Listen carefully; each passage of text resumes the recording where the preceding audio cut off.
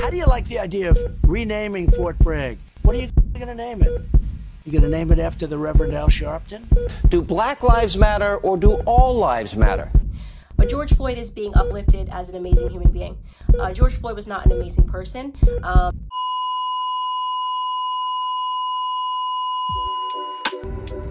We are oppressed. We are exploited. We are downtrodden. We are denied not only civil rights, but even human rights. So the only way we're going to get some of this oppression and exploitation away from us or aside from us is come together against the common enemy. You see this black man here? We're not like you, man. We're not weak and soft like you. We are the people who have survived 400 years of the most vicious treatment ever meted out to any people on this planet.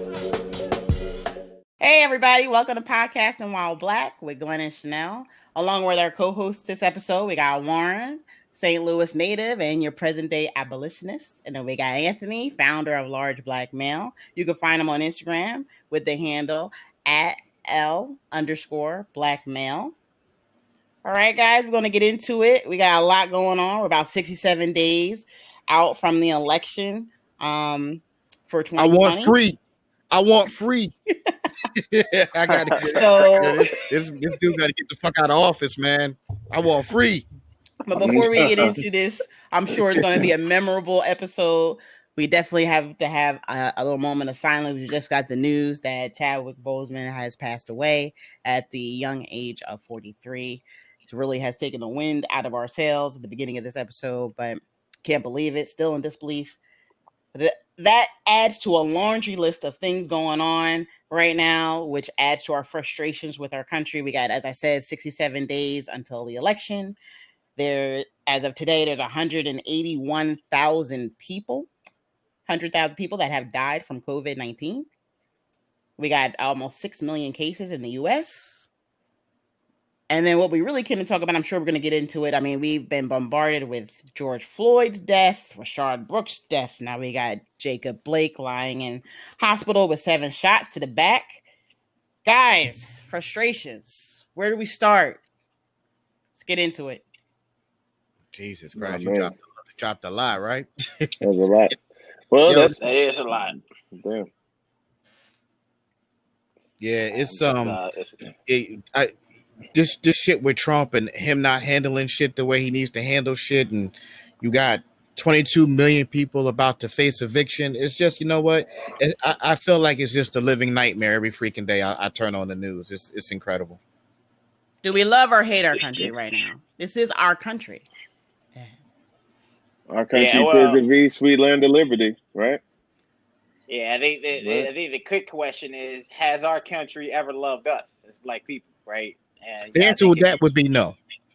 Exactly. And the thing is, and it's not hyperbole, right? And it's not so much in the moment, but is, if you look at just throughout history, and you look at modern day, everything that's going on, like this, you had a man that was out celebrating his son's birthday, right? He was out with his kids, gets pulled over, is walking, gets shot in the back 7 times. Now he's paralyzed. People are out protesting, right? They are peacefully protesting, and then you have a 17-year-old white kid from another state come over there with an automatic rifle and shoots protesters. And he proceeds to walk, and the police with his hand give him water. Did they give him water? They gave him, let's clear this thing up, because what I saw, they gave them what doesn't matter when he got the water, but did he get the water before or after shooting? It was before, because it was before the shooting. But what's crazy is that this dude was only fucking 17, and that's the thing. So here goes a 17-year-old kid who shouldn't even have a gun, walking around with an AR-15 and doesn't set off any alarms or anything else. That's not normal. But if our black asses went on there today, walked down the street and our hands up, we wouldn't even be able to get our hands up. Bah! He adjusted the gun. He So adjusted the that's gun the like 2 frustration. times. That's Yo, the look at frustration. Tamir. Yeah, That's look the at Tamir frustration. Rice. Yeah, look at Tamir Rice. Tamir Rice had a play gun in a park. He was 13 years old with a toy BB gun and gets gunned down in less than 2 seconds. And this dude shoots 3 people, walks by the cops, and the cops drive by his ass, don't even stop him. Like it's just crazy. It's That's crazy the epitome of white privilege. That right there. So facts. So you were asking, did they give him water before or after? And I'd say it doesn't matter. What they didn't give him was they didn't give him lead. They didn't give him hot lead, and that's what. And forgive me for his name is missing me right now, but he's literally in the hospital. Jacob Blake. Jacob Blake is in the hospital. Thank you. Mm-hmm. He's in the hospital, paralyzed. And so keep in mind, he's paralyzed, so he can't get up and go anywhere. He today is still handcuffed to the hospital bed. Yep. It's just handcuffed to the hospital bed. He's paralyzed. Where's he going to go? Where's he going to walk up? Who is someone carrying him out? Yeah, now what I did hear is that the felony charges I think they had on him, I think they said they dropped him and they uncuffed him from the bed. So my thing is that so if you I'm thinking that's what I heard. So but if they did drop the charges on him, then what the hell you shoot him for? Then what the hell would you messing with him for? Like it's all senseless. You know what I mean? The dude shot him point blank in the back. In the back. And it's not a rapid fire gun, number one. So that cop to shoot 7 times, he pulled the trigger 7 times. That close range. And never tried to stop. Attempted murder. Facts. That's what that was. It was attempted murder. And policemen who started out as slave catchers are acting as if they are performing lynchings, right? This man was not human to him. So it's not if you go out hunting, right, and you go kill a deer, people aren't really losing sleep over it, right? It's business as usual. And the sad fact is that killing black men is business as usual. And what really pissed me off and annoyed me was, they still, the police are still using the same playbook where first they shoot you, usually you die, and then the next day, and there's outrage. And then all of a sudden, information starts getting leaked. They find a magical felony that you committed back in when you was 12. The story is changing now. It's starting to change. I don't think they had any body cams either, but you can see that they're grabbing at straws to try to, because 1 minute he had a knife on him. Now the knife is on the floor of the driver's side. Like everything keeps changing. And it's because they don't know what to do. It doesn't make any sense. You could have just grabbed him. He didn't lunge towards them. He didn't do anything. He didn't even know it hit him at that point. He's like, "What you gonna do to me? If anything, you're gonna put your hands on me." But never in a million years would you think somebody would be as close as I am to my computer screen right now and shoot on a man. And for him to even be living right now, that's just for him, that's just it's a blessing to his family. I just hope that he fully makes the recovery. He can, because he lost most of his intestines. Yeah, he lost part of his liver. He got a bullet in a vertebrae. His quality of life is forever changed. Forever. But you know what? But if you look at the video, you know what it looks like? Wow. It looks like they were looking for him to do something. Because my thing was when he was walking away from the cops, there's 3 or 4 cops that's next to him that could have grabbed him or did whatever. But it seems like they waited for him to get into a position where they can try to justify shooting him. Because they didn't try to, let's keep it 100. Should he have walked around the cop car? No, he shouldn't have. I mean, but white people do that shit too. But the thing is, though, is they get to live at the end of the day. You know what I mean? They didn't try to restrain him. They didn't try to do anything. He waited for him to get into the car and then put the gun in his back because he was so close enough he could have grabbed him around his neck and threw him to the ground. He grabbed his white T-shirt. No, That's that's the not grab. thing. No, that's not. He They grabbed ain't his doing T-shirt shit. with one Yeah. hand and then shot He him shot him with the with other. the other hand. The other hand. Yeah, facts. Grabbing his T-shirt ain't doing shit. Like to me, you know what? I think they were just looking to shoot him, and they tried to wait for the right opportunity so they could try to justify it. That's what it looked When like I to see me. these cases, it goes back to I know what LBM is all about, and also what Warren just said. It's like the humanity is gone, and a lot of times they snap. These white police officers snap because they expect when a black man is accosted that they're supposed to comply. And how dare you not comply? And then also, how dare you get away? Because he was fighting with them and he got away. Strong black man, he got Wait, away. And then was they he get actually? mad. They get mad that, oh my God, how dare you get away from me? I'm going to show you, for you to press on that trigger like that for 7 times. That is an anger. That's a passionate kill. That's it's just full of rage. And the same thing to me happened to Rashard Brooks in the Wendy's parking lot. There was a tussle on the ground. Rashard got the better handle of the white police officer, and out of his rage, he shot him in the back. And it's because he can't believe that this black man had the audacity to get the better of me and get away. And that's what I think it comes down to. They're just so full of rage and anger, and they don't see you as a human being. I think and the thing is, it's almost like we are endangered species at this point. Like we are being hunted. Like I don't know. Like today, I can get stopped by the police, and any little thing, like you can comply, you can get shot. You can not comply, you can get shot. You can be white, shoot somebody, comply, touch your gun, not get shot, get some water. Like I mean, there's just it's like that kid knew he tussled with his gun 2 times before walking to the cops.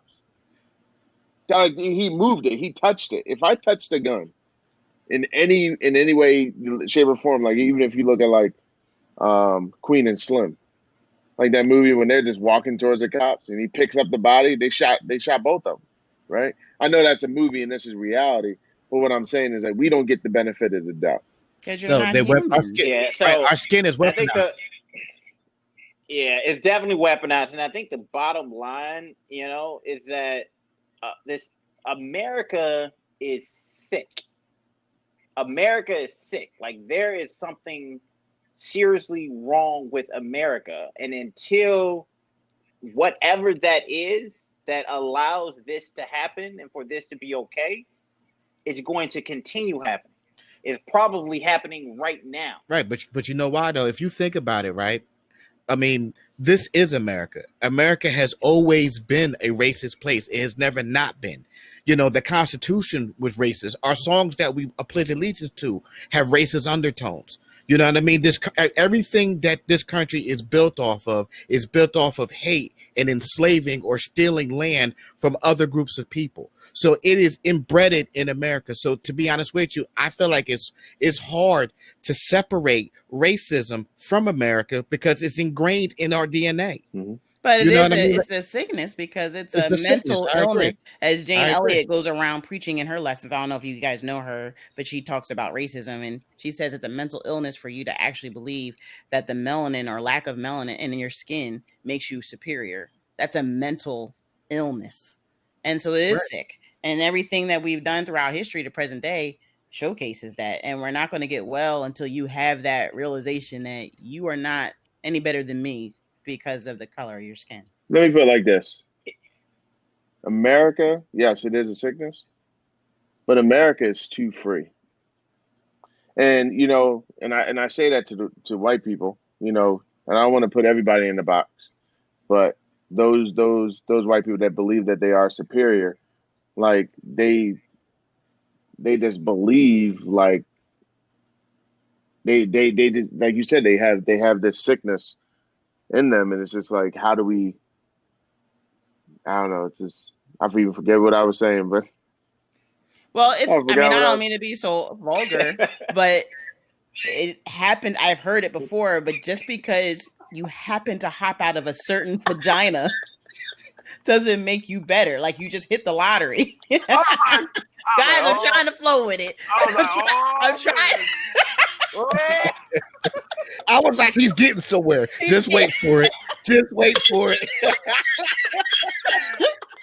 Oh, Tony, I tried. Chanel gonna try to take it too. Like, I well, was like, that's my brother, yo. I've been trying to kind of piece together what he was trying to say. Man, I had it. It's been a floating. Excuse me. You know what, man? It's hard to think nowadays. Just bottom line, like with all the stuff that's going on right now, it seems like day after day after day, there's some new type of fucked up situation to the point where I think everybody's getting brain fog nowadays. It's just hard to focus on anything. Man, for real, between the kids being home and them killing black people and working on these computer screens all day, like it's enough to drive you crazy. During my conference call today, I was like, yo, I felt like screaming, like, any of you white people realize what I'm going through right now? Like, I wanted to be like, you do. That's I just wanted to be like, y'all trying to carry on as business as usual, and nobody is taking the time out to acknowledge what's going on in the country right now. I mean, it's hard for me to understand that. So let me ask this. So there is definitely a lot of despair, right? When you think about the pandemic, you think about the who we have in power and the direction the country's going. You think about all the social unrest and the impact that's having on people that look like all of us, right? There is a lot of real shit going on right now. So this question is going to be a bit difficult. Does anybody see any glimmers of hope? Any glimmers of hope? Well, put it like this: under Trump, no. He doesn't give a fuck. He doesn't care to fix these issues. If it's not making rich white people money, he doesn't care. And it's not even just about a black thing, just altogether. It's just the middle class thing, because he's screwing over farmers. He's screwing over the whole middle class and poor, and also the poor people. Like, he doesn't give a shit. And it's amazing to me how unsympathetic you are. There's almost 200,000 people dead, and not one time have you ever took the time out to mourn the dead. Like, as long as if this dude gets another 4 years, dude, we're fucked. That's just the bottom line. Yeah. If Trump gets out and we get Biden in, you know what I mean? And we'll see what Democrats, one thing about Democrats is they do talk a lot of good shit, but then when they get to the execution part, it gets a little fucked up. So we'll see how that should go. But you know what? I'll take Biden any day over Trump ass. Yeah. Totally agree. And and the thing is like, you definitely know what you're getting with Trump, right? You're getting a con man, and somebody who really can give two shits, right? And then with Biden is you are getting something more traditional, but here's where I'm conflicted, and and when I say I'm conflicted, like, let's not get it twisted. I'm voting for Biden, but here's where I'm conflicted is the type of change that this country really needs, right?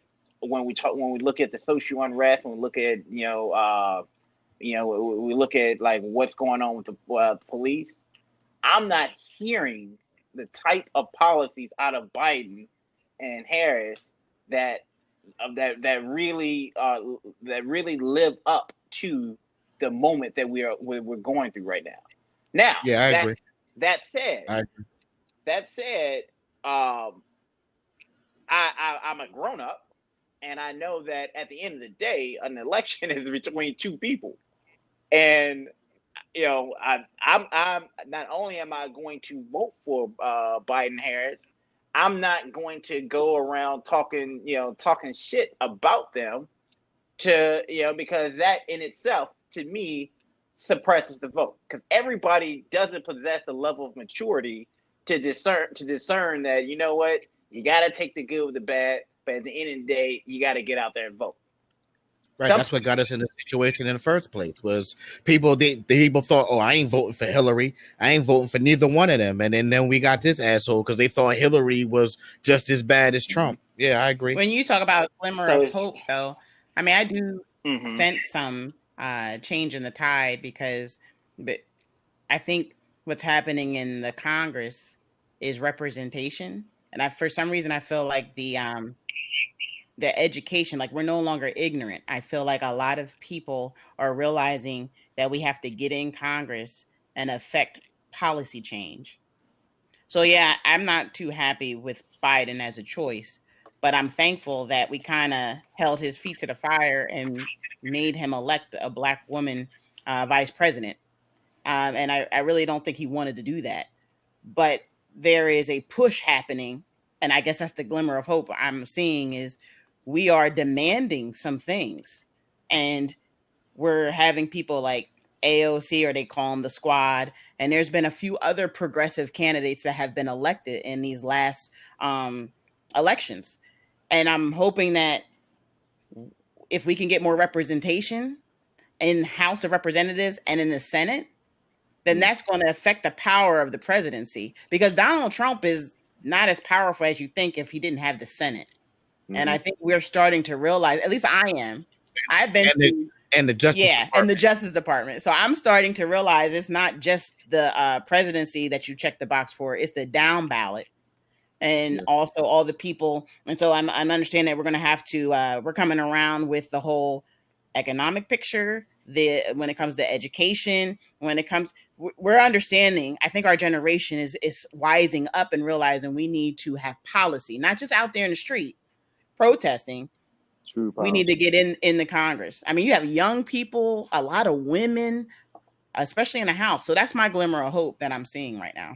I think it's that's a good point, Chanel, because it's there definitely is there is a heightened awareness right now, and you can see that cascade down to to corporate America. You're seeing like kind of more like initiatives around diversity and allyship and stuff like that. And then to your point with within politics, right? We're seeing more people of color, women, particularly on the Democratic side, but that's still some hope, and it's still representation. So, and when you look at the protests, right? Like when in Kenosha, when two people had gotten killed, one of those guys was white that was killed. He's a skateboarder, right? Was killed trying to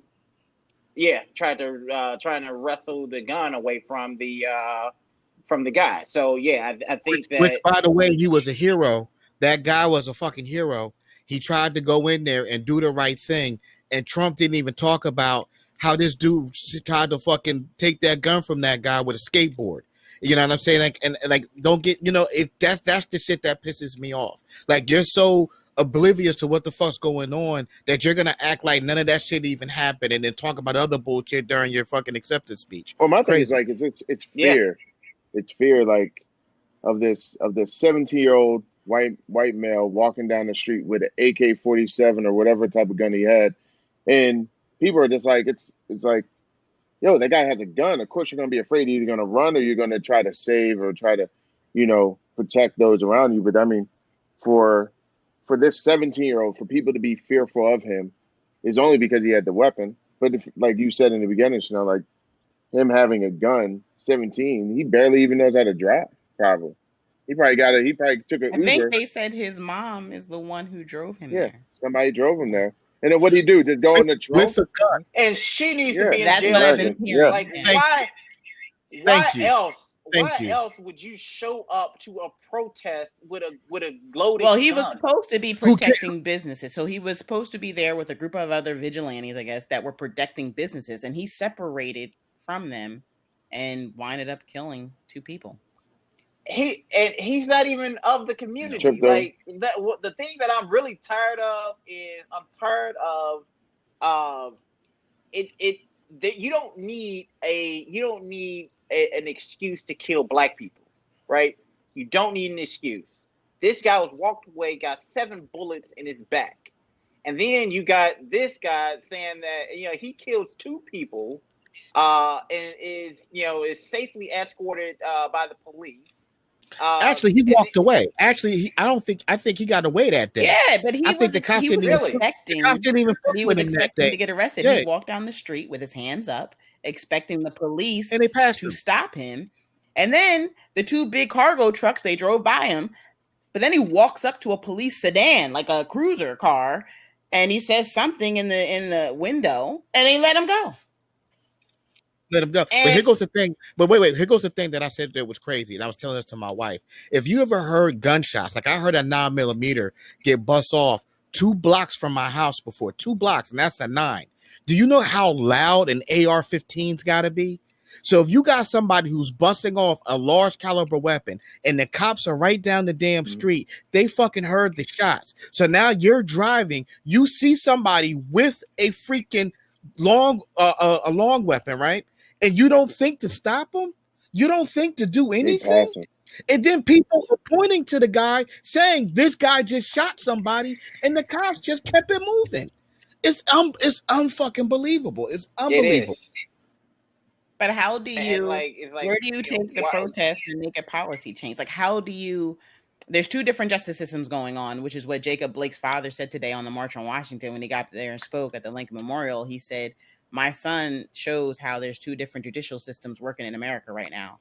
One for black people, one for white people. So how do you make it, even? so I think first thing you people have to vote. Like you can't you have to participate. You can't complain. You can't expect anything to change if you don't participate.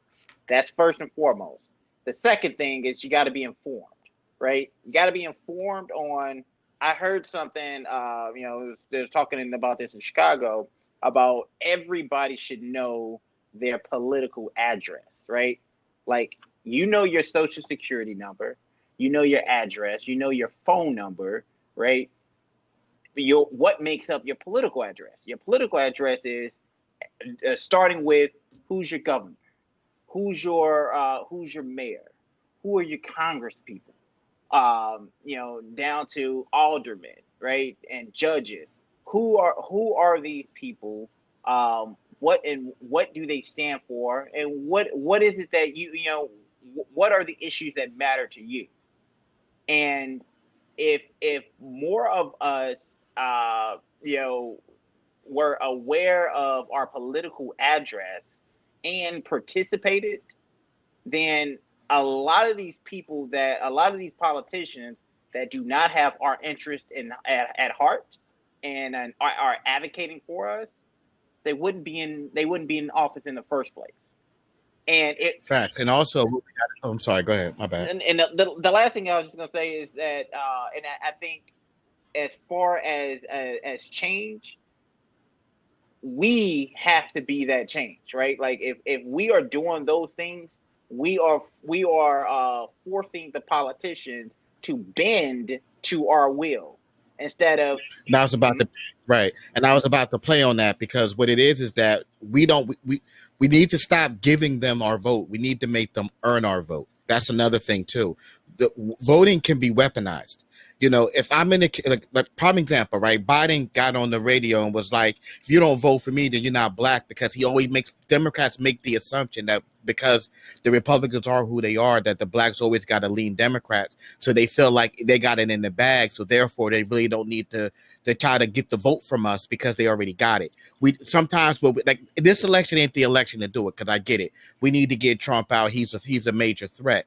But moving forward, we need to go to the Democrats and say, like, look, we got Biden in. So now moving forward, we're going to have lobby groups come to Washington now, and we're going to start discussing black policy. And we're going to start negotiating terms of what you're going to do to start fixing the things that you've done to us. And if you don't, then fuck it, we'll sit out. Because here goes the thing, right? We sit out an election, yeah, we'll get fucked, but the white people get fucked just as much as we do. If not, you know what I'm saying? Yeah. So my thing is this: Democrats, you want our vote? You know what I'm saying? You're going to, moving forward, not this election, because I get it. But next election, we got y'all in. We expect something for our vote. Give us something. That's just the way I see it. Start weaponizing your vote. I'm 100% aligned to that. And I think the key thing in that, is I think we all agree that, we there's nothing more important than getting Trump out. Like, it's not just important for black people. That's important for this country. That he is an authoritarian, and so he's made it very clear. Like, this dude literally said that if he loses, he's going to say that it doesn't count, and he's not going to leave. So he's told. He doesn't even hide. He doesn't even hide. He's blatant. He's blatant. He says it. He says the quiet part out loud. And so we know who he is. So if knowing who he is, we put him in office, then we get exactly what we deserve. So the beginning of the end of this country started there. And if we put him in office, we get exactly what we deserve. And I agree with that. And that's where we are. I agree with that. Tony, you quiet, man. What's your thoughts, bro? No, I mean, I'm just. Oh, I didn't know you. I can't see him anymore. I'm sorry. No, I'm just sitting here like. Hey, he took a cat nap. There's just so much going on. I just feel like it's so hard to kind of stay. Like, you got the thing going on in Kenosha. Kenosha. There's two incidents. You got a president in the White House that's inciting all these riots and these unjust killings, and this is so much. Like, it's hard. It is hard to focus, like you said, like being on these conference calls and your white counterparts. Like, it's just like, y'all don't get it. And you know what? Maybe you're not supposed to get it. Maybe you don't know how I feel. Like, if I bring my full attention to the issue, it'll numb you. And it'll put you in a state of mind where it's just like, I'm no good to you. I'm no good. Like, I might as well be sick. You know what I mean? Like, I almost think we are going through PTSD. Actually, yeah. I mean, as Black people, we are experiencing trauma right now. Yeah. And it's like PTSD every time we see these killings and these things happening to people that look like us on television. That is a form of a violent act, just like going off to war. And we see it replayed on the nightly news over and over again. So we are experiencing a trauma, and it's hard for us to concentrate. You know, it's a trauma. Of life. A trauma is Fox News. I try to watch it just to get a little taste, to be like, all right, Don Lemon and Cuomo and all them. I love their little thing that they got going on. But on Fox, like, they don't say anything that I could even nod my head to be like, okay, like, I'm trying to go with you. I'm trying to understand where you're coming from. But all they do is just, they just deflect. Like, it wasn't this. Like, yesterday, I think, or today, there was a picture of the kid up in Kenosha.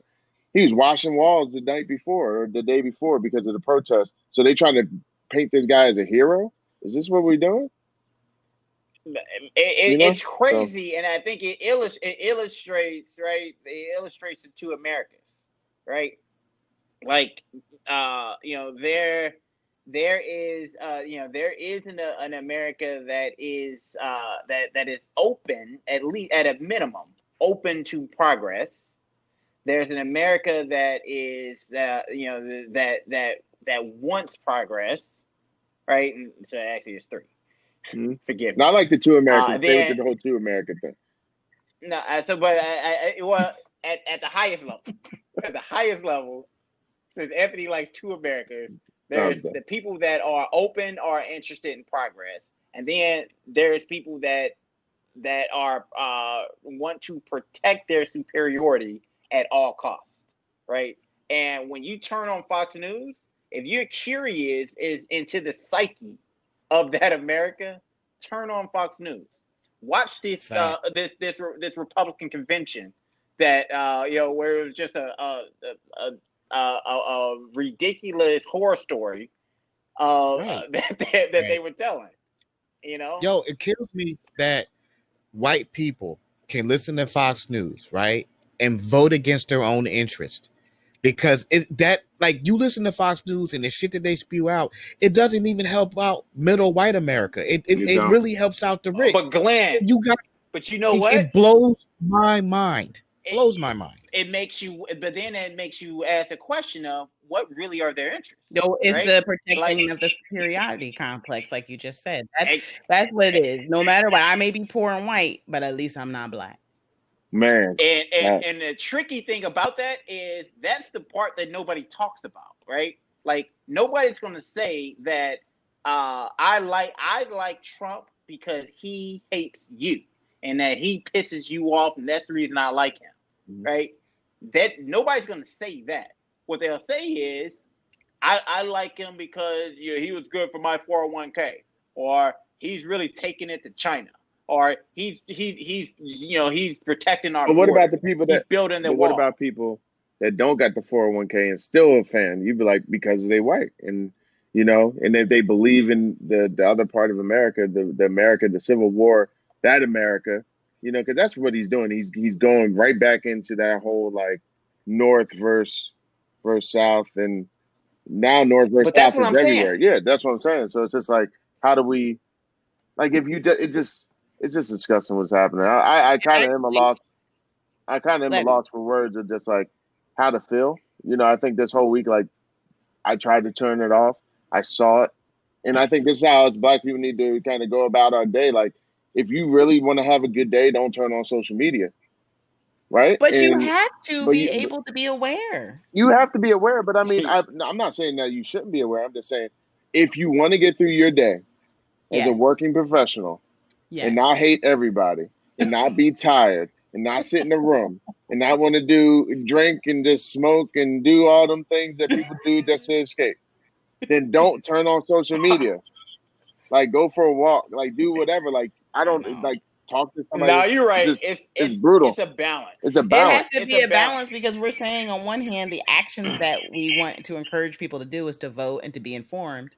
But at the same time, it is exhausting being on these platforms that keep you informed. But you need to know, you have to be informed. For example, like the census is supposed to tally up everyone's census reports by December.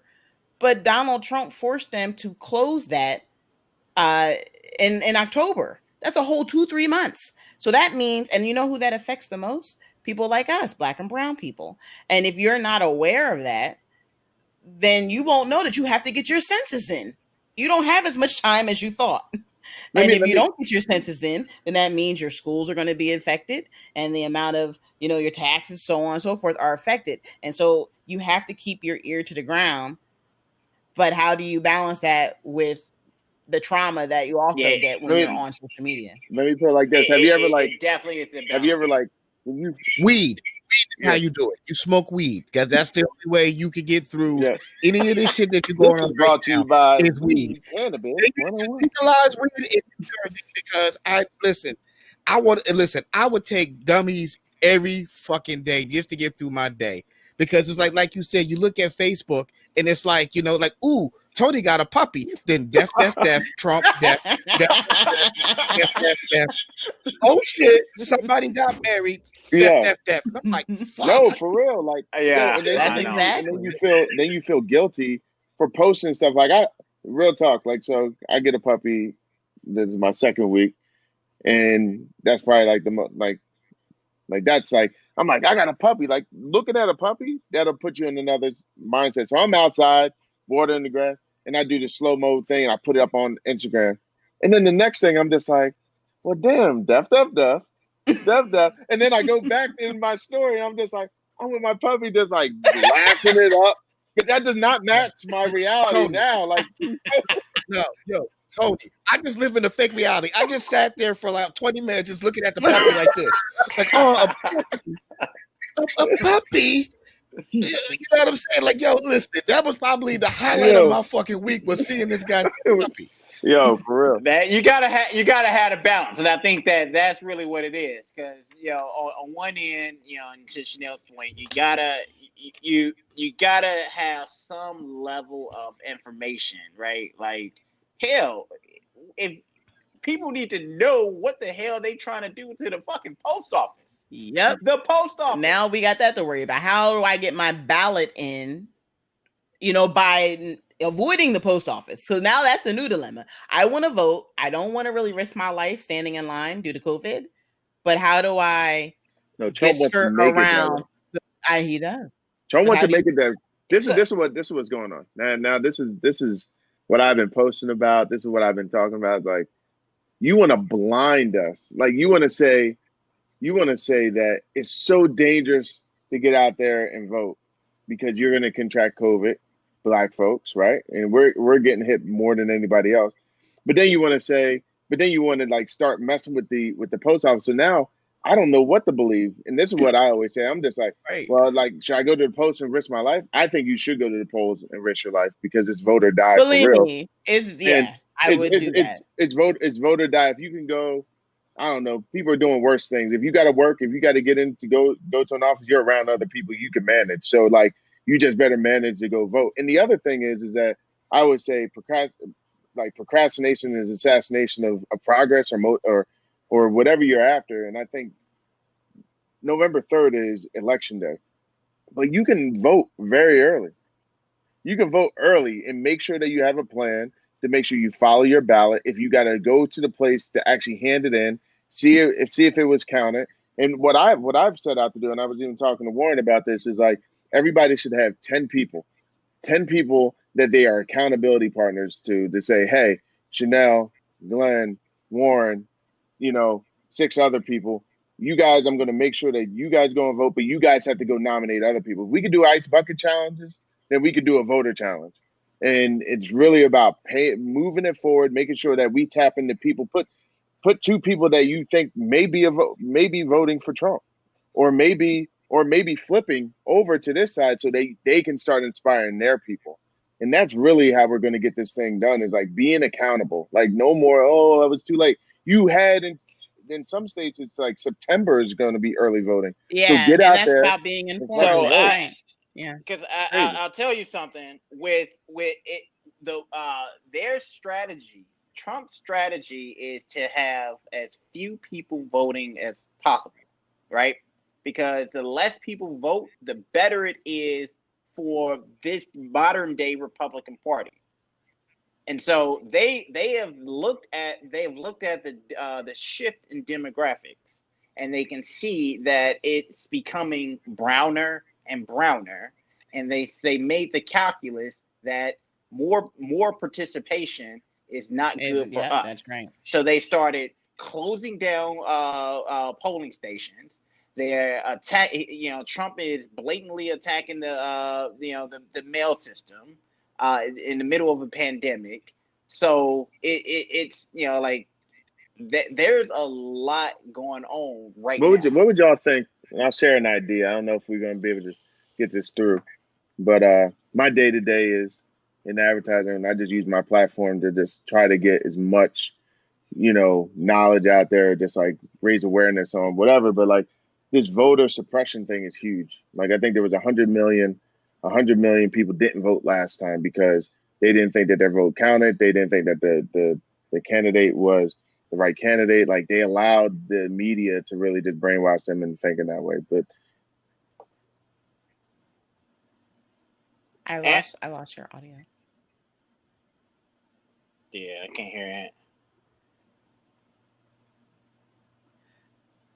Yeah, but going back to what he was saying, like definitely voter suppression is a big thing. And we definitely need to start holding people accountable. We definitely need to go out and vote. We definitely need to make sure, if you can do it early, do it early. You guys hear me? Yeah, I can hear you now. You good? Yeah, right. I can hear you now. My bad, but like, what I'm recommending is that we actually take Black businesses, because Black businesses or just businesses in general, they're all closed. And what we should do is take those closed businesses, especially black businesses, and open them up as polling places, and really help our number one, help our community, and really see, like, make that experience. I don't think that's legal. I don't No, think you that's can. legal. You can actually. You can? There was can? like this thing. Boost Mobile did a couple years ago, but I actually called up the polling place. I was like, because you could turn your garage into a polling place. If they come there, they have to inspect it, measure it, make sure that there's nothing that anybody's going to trip in on. So like, you can open up your home if you have like right clearance or whatnot to be a polling place. And a lot of people aren't doing that. So especially in the black neighborhoods, all our businesses are closed. Like, why not reopen the vote? But anyway, because what's going to happen when you talk about suppression? Sorry, guys, I hear an echo. But the voter suppression is going to happen with trying to get people to stand in line for a long period of time. And what a lot of people are voting because we don't get the day off to vote. So that means that if you are taking, which is insane. yes, very much so. So if you are like, okay, I'm going to go to vote before work, or I'm going to go vote during my lunch hour, and you show up at the polling place and there's a long ass line, that's going to deter you from voting. And I started to have the thought process of, is Donald Trump mismanaging the virus in hope to create that area? Of course. I hear an echo. I think it's me. Yeah. Why, you're using the speakers from your computer? Yeah, if you're using the speaker from your computer, you got to put some headset because you're creating an echo. Or you can mute. You don't have any wired headphones? No.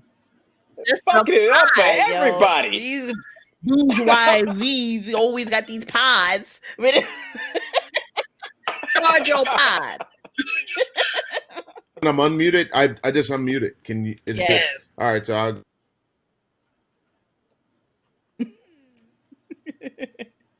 I'm gonna shift gears really quickly and just wanted to, when we talk about being informed, and were we aware that on July 29th that Donald Trump repealed the fair housing rule that Obama administration had put in effect in 2015. I don't know if you guys were aware of that, but basically that was intended to expand access to housing for minorities in certain communities. And basically he tweeted, I'm just going to go ahead and quote what he tweeted. I am happy to inform all the people living their suburban lifestyle dream that you will no longer be bothered or financially hurt by having low-income housing built in your neighborhood. So if that ain't a dog, whistle, what is? Bullhorn? That's my question. That's a goddamn bullhorn. It's a bullhorn. But so Trump is like he's like the super villain of like a cartoon for like 9-year-olds, where they always, before they do something, they announce it to everybody and it's just really obvious. Like that's basically what he's doing. And Facts. And it's like it's, I don't know whether to say it's a dog whistle or a bullhorn. I mean, it's just plain racist. And like he's taking his, like, it's like playing poker with somebody and they show you their hand. He's showing you his hand and he's saying, you know what, y'all, I can't win without suburban women. And in order for me suburban white, yeah, okay. Yes, exactly. I can't win without suburban white women. And I what the racist people that I have around me are telling me is that this is what they care about. They care about keeping Black and brown people out of their communities. So that's where we're gonna double down on that. That's what the Miller, what his advisor Miller, that's what he's telling him. That's the crazy thing, though. A lot of us are living in suburban America. I mean, we're a sampling of Facts. the new. I live in but not everybody. Right. But that's why it's important. So like white people. Well, sorry, go ahead. No, I would say. No, I was saying that white people use their neighborhoods as leverage. And what they do is that they set it up in a way where they make it be like, well, we're not going to let you come in or this, that, and the third. And like Trump trying to make that a power play. That's why it's important that we need to start really rebuilding our own communities back up again, where we don't need, like, you know what, you don't want us to come there. That's fine, because I can go to my own community and feel safe and don't have to deal with nothing. You know what I mean? Like I can tell you, me and Chanel moved from a from a white community to a middle class black community, and I feel 1,000 times safer out here than I did in the other neighborhood because everybody out here look like me and we don't stand out. So my thing is like this. My thing is I don't want anybody trying to hold anything over my head. You know what? If you don't want us in your community, that's fine. The only thing I'm gonna ask you to do is dump money into black communities so that I don't have to. Or don't burn it You know, down. make my community the same as their community so that we all don't good. burn it down. You know, Facts. that's as simple as that. Facts. Like, you know, Facts. every time we get Yeah, something. so his goal with that is go ahead. I'm sorry. Is there a delay?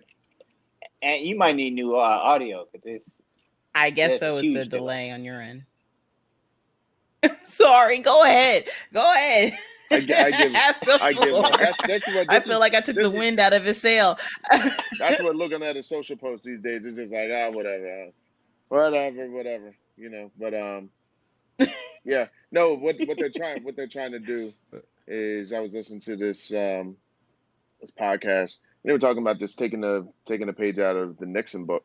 You know, really like fear mongering. You know what I mean? Like it's just like, yo, black people are gonna come in there. They're gonna ruin your communities. You're not gonna be safe. They put those McCluskeys, which sounds like the Slowskis or whatever. You know, they're sitting there on the couch talking about they had to defend. They came in through their gate, and you know nobody was arrested, but they charged me and all this other stuff. It's just like they are the victims. Oh me, and it's just like during the Republican convention, you just hear everybody saying they're coming for us. They're coming. You know, you're never going to be safe. And now they're doing this whole thing about like, are we doing the whole? Is there going to be a new suburb? Is there going to be like the super suburb of the super gates of the super dome, so white people can live in their bubbles and be safe? It's like crazy, man. But so you know what? I want to make a connection to something. We said earlier, and so you know how we were talking about. There are people that there are Trump supporters that they really the social issues is what they really care about, but they won't admit that that's what they care about. Instead, they'll say that it's economic, right? Even though that its economic policies are against their interests. And what the term that has been used to describe them is silent majority, right? I'm sure y'all have heard of the term silent majority. Silent majority basically means that we when polled, we may not poll and say that, hey, this is what our interests are, right? That we really care about the suburbs becoming brown, right? And immigrants coming into the country. We won't talk about that to anybody, but when we go to the poll and we vote, that's what we're voting for. And so he's making a bet that there's a silent majority of people that are really interested in that. And so when he puts out this this focus on white suburban women, that's aligning to that play. He's trying to I guess you could say he is doing a dog whistle to awaken that silent majority to say, you know what? If you thought that I left, and you thought that I wasn't, I was not your guy, you need a racist guy, I am that guy. That'll keep you holding on. One thing I did want to just say right quick, kind of off topic, is that just wanted to definitely give my condolences out to Chad's family. I just wanted to say thank you for making it normal for Black people to be super. I think to take a look at my kid's face to see African heritage put on display like that, and it's not in a negative way. And I think that if I had things like that growing up when I was a kid, I think my outlook on things probably would have been a lot better. So I just wanted to say thank you for giving my family that, and rest in peace, bro. Well, guys, thank you so much for joining us on this episode, and I look forward to recording more with you. And let's stay informed and vote. Have a good night. Wakanda forever. All right, man. Yeah.